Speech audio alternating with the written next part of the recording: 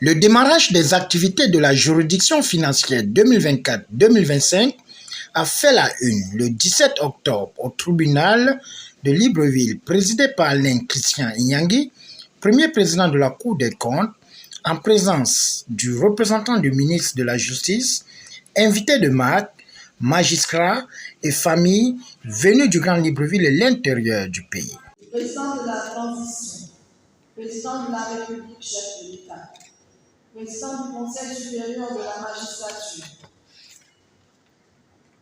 décrète, article 1er, les magistrats dont les noms suivent sont nommés et reçoivent les affectations ci-après. Mesdames et messieurs les magistrats, en vous nommant respectivement aux fonctions de président de chambre de la Cour des comptes, de président de chambre provinciale des comptes, de procureur généraux près de 8 chambres, de conseillers maîtres et d'auditeurs supérieurs. Le Conseil supérieur de la magistrature vous a jugé digne d'occuper les fonctions qui sont les vôtres aujourd'hui. Vous avez donc la confiance du Conseil supérieur de la magistrature.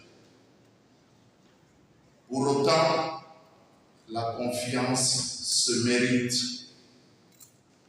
C'est pourquoi, à l'ère de la restauration de nos institutions, et au moment où la magistrature fait l'objet de plusieurs récriminations, je vous exhorte à cultiver en toutes circonstances deux valeurs cardinales contenues dans le serment que vous avez prêté il y a déjà plusieurs années.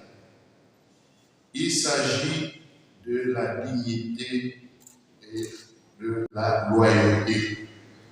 Renvoi à l'exercice de vos fonctions vous invite à prendre place.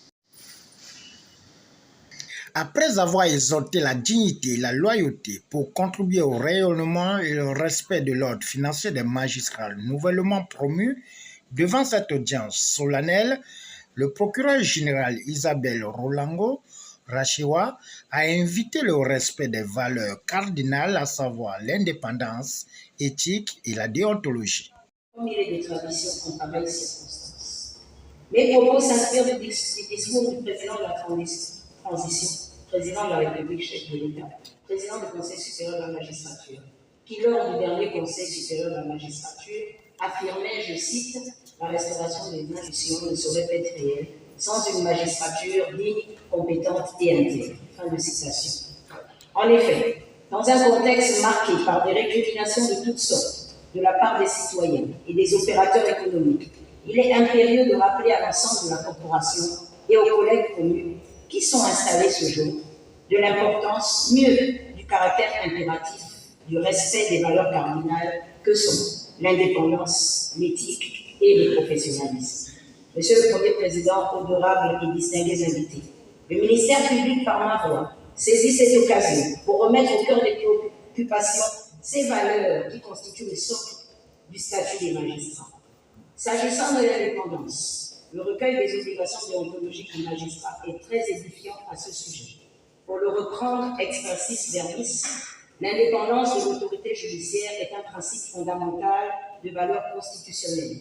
Découlant du principe de séparation des pouvoirs, elle constitue l'une des garanties de l'état de droit. Elle est pour la société la condition de sa confiance dans la justice. Elle est pour le justiciable la condition d'un procès équitable et elle est pour le magistrat la condition de sa légitimité.